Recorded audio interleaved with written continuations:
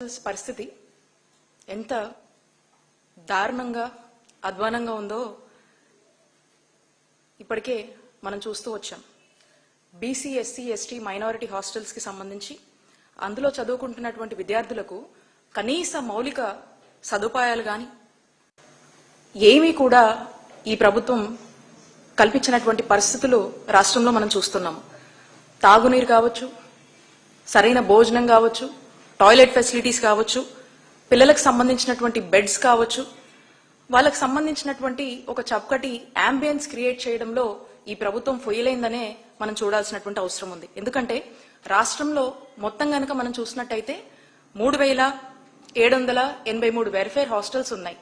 సుమారుగా 6.5 లక్షల మంది విద్యార్థులు మన రాష్ట్రంలో ఈ హాస్టల్స్ లో చదువుతున్నారు.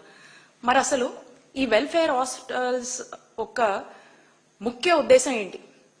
ఈ వెల్ఫేర్ హాస్టల్స్ ముఖ్య ఉద్దేశం ఏంటంటే బ్యాక్వర్డ్ క్లాసెస్ కి సంబంధించినటువంటి విద్యార్థులు, వాళ్ళకి సంబంధించినటువంటి విద్య కావచ్చు, భోజనం కావచ్చు, వసతి కావచ్చు, వాళ్ళకి సంబంధించినటువంటి భద్రత కావచ్చు, ఇది ప్రభుత్వం యొక్క బాధ్యత. ఈ బాధ్యతని పూర్తిగా కూడా ప్రభుత్వమే అన్ని విధాలుగా కూడా వీళ్ళకు అండగా ఉండి ఇవి నిర్వహించాల్సినటువంటి ఈ బాధ్యత రాష్ట్ర ప్రభుత్వం మీద ఉంటుంది. మరి ఇప్పుడేమవుతోంది?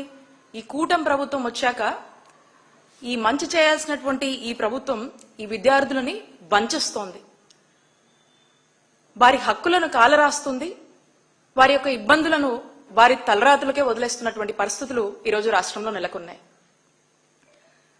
విద్యే ఆయుధంగా మరి ఎదగాల్సినటువంటి విద్యార్థులు మనం చూసినట్టయితే రాష్ట్రంలో ఈ ప్రభుత్వ నిర్లక్ష్యానికి, ఈ కూటమి ప్రభుత్వం వచ్చాక వాళ్ళకు సంబంధించినటువంటి అన్ని విషయాల్లో పూర్తిగా ఆకలితో ఏ విధంగా అలమటిస్తున్నారో చూస్తున్నాము. అన్హైజీనిక్ కండిషన్స్ లో ఏ విధంగా ఇబ్బంది పడుతూ అనారోగ్య పాలై ఏ విధంగా హాస్పిటలైజ్ అవుతున్నారో మనం చూస్తూ వస్తున్నాము. అలాగే అన్ఫార్చునేట్లీ కొంతమంది చనిపోవడం కూడా మనం ఈ రాష్ట్రంలో కూటమి ప్రభుత్వం వచ్చాక చూస్తా ఉన్నాం. ఎంత బాధాకరం ఈ యొక్క పరిస్థితి. మరి నేను ఈ కూటమి ప్రభుత్వాన్ని, చంద్రబాబు నాయుడు గారిని ప్రశ్నిస్తున్నాను. ఇది పాలనా వైఫల్యం కాదా? ఇది ప్రభుత్వ వైఫల్యం కాదా? ఇది ప్రభుత్వ నిర్లక్ష్యం కాదా అని చంద్రబాబు నాయుడు గారిని నేను ప్రశ్నిస్తున్నాను. ఈ గత 19 నెలలుగా మనం చూస్తా ఉన్నాము. ఈ ప్రభుత్వం ఏర్పడిన దగ్గర నుంచి రాష్ట్ర వ్యాప్తంగా కూడా ఈ వెల్ఫేర్ హాస్టల్స్ లో విద్యార్థులు కంటిన్యూస్ గా కూడా సిక్ అవుతూనే వస్తున్నారు. ఏదో విధంగా సిక్ అవుతా ఉన్నారు. ఫుడ్ పాయిజనింగ్ అని, వైరల్ అండ్ మలేరియా ఫీవర్స్ అని చెప్పేసి, అలాగే ఏదైతే ఈ స్టేల్ ఫుడ్స్ తీసుకొస్తారు, చౌకగా ఎక్కడ దొరుకుతాయో తక్కువ రేట్కి దొరికేవి కానీ, ఎప్పటి నుంచో పెట్టేస్తున్నటువంటి ఫుడ్స్ కానీ తెచ్చేసి వీళ్ళకి ఇవ్వటము. దీనివల్ల ఏమవుతుందంటే కంప్లీట్ గా వాళ్ళకు ఫుడ్ అప్సెట్, స్టమక్ అప్సెట్ ఇవన్నీ అవ్వడము, వాటర్ కంటామినేషన్ జరగడము, మస్కిటోకి సంబంధించి ఏ విధమైనటువంటి ప్రివెంటివ్ మెజర్స్ తీసుకోకపోవడము, టోటల్ గా క్లెన్లీనెస్ అనేది మెయింటైన్ చేయకపోవడం వల్ల అనేక ఇబ్బందుల వల్ల ఏదో దానికి పిల్లలు హాస్పిటల్ పాలు అవుతానే ఉన్నారు, అస్వస్థతకు గురవుతానే ఉన్నారు. అనేక ఘటనలు మనం చూస్తానే ఉన్నాం, వింటూనే ఉన్నాం. ఇప్పుడు మనం చూసినట్టయితే ఈ 19 నెలల్లో తిరుపతి జిల్లాలో కలుషిత ఆహారంతో ఒక 139 మంది గురుకుల విద్యార్థులు అస్వస్థతకు గురయ్యారు. అలాగే నంద్యాల జిల్లాలో క్యాంపస్ లో భోజనంలో పురుగులు చూడండి ఎంత దారుణంగా ఈ ప్రభుత్వం వ్యవహరిస్తుంది చూడండి. కృష్ణా జిల్లా చెల్లపల్లి మండలం పురిటిగడ్డ జిల్లా, దీంట్లో కూడా అక్కడ కూడా హై స్కూల్లో చూడండి మధ్యాహ్న భోజనంలో ఏ విధమైనటువంటి భోజనంలో పురుగులు ఉన్నాయో. అలాగే శ్రీ పొట్టి శ్రీరాములు నెల్లూరు జిల్లా ఆత్మకూరులో కూడా 40 మంది పిల్లలు, బాలికలు ఏ విధంగా అస్వస్థత గురై ఉన్నారో చూడండి. అల్లూరు సీతారామరాజు జిల్లా గూడెం కొత్తవీధి మండలంలో ఇక్కడ కూడా ఈ పిల్లలు ఏ విధంగా అస్వస్థతకు గురై పెరుగు తినంగానే 29 మంది అంటే కంటామినేషన్ వల్ల. అల్లూరు సీతారామరాజు జిల్లా రాజేంద్రపాలెంలో ఇది కూడా బాలికల ఆశ్రమ పాఠశాలలో 22 మంది అస్వస్థతకు గురయ్యారు. నంద్యాల జిల్లా మిట్టకందాల గ్రామాల్లో దీంట్లో కూడా అంగన్వాడీ సెంటర్ లో కూడా 8 మంది చిన్నారులు ఏ విధంగా వాంతులు విరోచనాలతో మరి ఇబ్బంది పడుతున్నారో చూడండి. ఇలా అనేక ఎగ్జాంపుల్స్. మళ్ళీ సత్యసాయి జిల్లాలో ఇక్కడ కూడా ఈ గిరిజన సంక్షేమ పాఠశాలలో ఏ విధంగా అస్వస్థతకు గురై చికిత్స పొందుతున్నారో చూస్తున్నాం. ఇలా నంబర్ ఆఫ్ ఎగ్జాంపుల్స్ మనం ఈ ప్రభుత్వం వచ్చాక చూస్తానే ఉన్నాము. ఇంతేకాదు మనం చూసినట్టయితే ఈ 19 months లో 46 మంది చిన్నారులు ఈ హాస్టల్స్ లో సరైన ఫెసిలిటీస్ లేక ఏమాత్రం కూడా ఈ ప్రభుత్వం బాధ్యత తీసుకోక 46 మంది చిన్నారులు మరి చనిపోయారు. ఎంత బాధాకరం అండి. ఏమంటారు ఈ మరణాలను? ఏమనాలి? ఈ ప్రభుత్వము రెస్పాన్సిబిలిటీ తీసుకున్నప్పుడు ఇలాంటి మరణాలు సంభవించినప్పుడు ఈ ప్రభుత్వ హత్యల కిందే చూడాలి కదా, మనము చూడాల్సినటువంటి అవసరం ఉంది కదా. ఖచ్చితంగా ఇది గవర్నమెంట్ ఫెయిలియరే, చంద్రబాబు నాయుడు గారి ప్రభుత్వం ఫెయిలియరే. ఈ 46 మంది మరణాలు చూస్తే చూడండి. పూల అంజలి 12 years పాపం, కురుపం గిరిజన పాఠశాలలో జాండీస్ తో తను మృతి చెందింది. తోయాక కల్పన 12 years పాప, అమ్మాయి కూడా జాండీస్ తో మృతి చెందింది, పార్వతీపురం మన్యం జిల్లా. అలాగే చిన్నారి 11 years అమ్మాయి, తాడంకి చిన్నారి, పార్వతీపురం మన్యం జిల్లా. ఈ అమ్మాయి కూడా 9 years అమ్మాయి రష్మిక, శ్రీకాకుళం జిల్లా, తిని కూడా మలేరియాతో మృతి చెందింది. ఇలా 46 మంది మనం చూసినట్టయితే కవిత 11 ఏళ్లు, ఈ చిన్నారి కూడా, పల్లవి 12 ఏళ్ల అమ్మాయి, మోహన్ దాస్ 15 సంవత్సరాలు, అవంతిక 13 సంవత్సరాలు. వీళ్ళంతా కూడా ఏదో ఒక జ్వరంతోనో, ఫుడ్ ఇన్ఫెక్షన్, వాటర్ కంటామినేషన్, ఈ అన్ని కారణాల వల్ల వీళ్ళంతా కూడా చనిపోయారు. మరి లిస్టు కూడా ఉంది. బి ఈశ్వరరావు 16 ఏళ్ల వయసు, 10వ తరగతి చదువుతున్నాడు.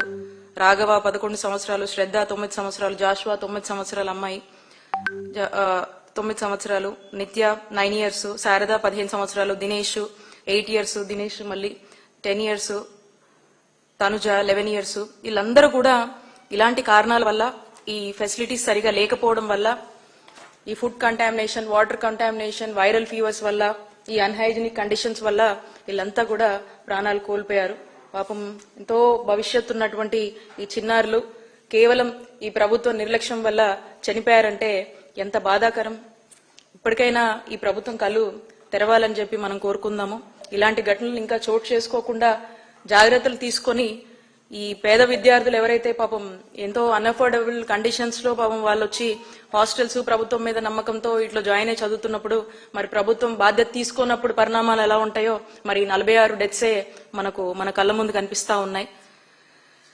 ఎందుకు ఈ ప్రభుత్వం ఈ యొక్క వెల్ఫేర్ హాస్టల్స్ ని నిర్లక్ష్యం చేస్తుంది అని కనుక మనం చూసినట్టయితే మనకు అర్థం కాని క్వశ్చన్స్ చాలా వస్తుంటాయి. బట్ స్టిల్ బడ్జెట్ లేదని అనుకుంటుందా, లేకపోతే బాధ్యత లేదని భావిస్తుందా, లేదా బలహీన వర్గాలకు సంబంధించినటువంటి పిల్లల ప్రాణాలంటే ఈ ప్రభుత్వానికి లెక్క లేదని భావిస్తుందా, లేదా బ్యాక్వర్డ్ క్లాసెస్ కి సంబంధించినటువంటి పిల్లలు బాగా చదువుకోకూడదు అనేటువంటి ఉద్దేశం ఈ ప్రభుత్వానికి ఉందా? చదువులు మానుకుంటే మధ్యలో ఏ కూలి పనులకు వెళ్తారు కాబట్టి బ్యాక్వర్డ్ క్లాసెస్ సంబంధించినటువంటి పిల్లలు చదువుకోవద్దు అనేటువంటి ఒక కక్షతో ఈ చంద్రబాబు నాయుడు గారి ప్రభుత్వం ముందుకెళ్తుందా అనేది మనకు అనిపిస్తా ఉంది. కాబట్టి ఒక్కసారి ఇంత కక్ష ఈ వెనుకబడినటువంటి వర్గాల చదువుకునేటువంటి విద్యార్థుల మీద మరి ఇంత కక్ష ఈ ప్రభుత్వానికి ఉండడం సరైనది కాదని తెలియజేసుకుంటూ, అలాగే ఈ వెల్ఫేర్ హాస్టల్స్ సంబంధించినటువంటి నిర్లక్ష్య విషయంలో మనం చూస్తుంటే ఇప్పుడు కూడా వీళ్ళకు ఒక ప్రణాళిక లేదు, ఒక మానిటరింగ్ మెకానిజం అనేది లేదు, రెస్పాన్సిబిలిటీ అనేది అస్సలే లేదు. ఎందుకంటే వీళ్ళ భద్రత, ఈ వెల్ఫేర్ హాస్టల్స్ సంబంధించి అక్కడ చదువుకునేటువంటి విద్యార్థులకు సంబంధించి వాళ్ళ యొక్క భద్రత గాని, భవిష్యత్తు గాని, వాళ్ళ యొక్క బాధ్యత గాని పూర్తిగా కూడా ఈ ప్రభుత్వం యొక్క బాధ్యత.